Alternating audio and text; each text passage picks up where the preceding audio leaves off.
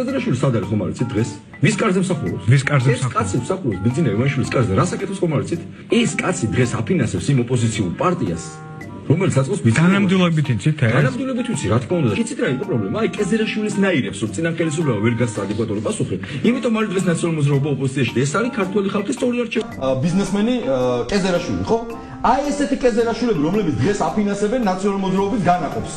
და ის პარტია წარმოადგენს ბოკერია, ჩერგოლეიშვილის და მაჭავარია გოგორიშვილის პარტია, რომელმაც ყველაზე თორმე იდეალურად ჩავარ კოსტუმში გამოწყობილი სალომე ზურაბიშვილი და ბაქრაძე. პირდაპირ გეუბნებით, დაალაგებული სახით რა.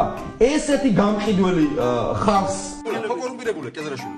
ო მე გითხარ რომ ფეხებზე მკიდია უკასროთ მაყურებდა და კეზერაშვილი. საერთოდ სულ ფეხზე მკიდია ეს ხალხი რა. თუ ვინმე დასაჯელად ჩამოიყვანონ ყურებით, გაიგე? და დასაჯელად ჩავსვენ ციხეში. სულად ძალიან ფიქრობ, რომ თორმე ვიღაცა არის ანგელოზი. კაცზე მინდა ვილაპარაკოთ, ეს არის დავით კეზერაშვილი. ის არის თუ არა თქვენი ანტიკორუფციული ბიუროს დამფინანსებელი? დავით კეზერაშვილი არის ჩვენი პარტნიორი. ის გვეხმარება მათ შორის ტექნიკურ და ლოჯისტიკურ საკითხებში, რაც არის ძალიან მნიშვნელოვანი.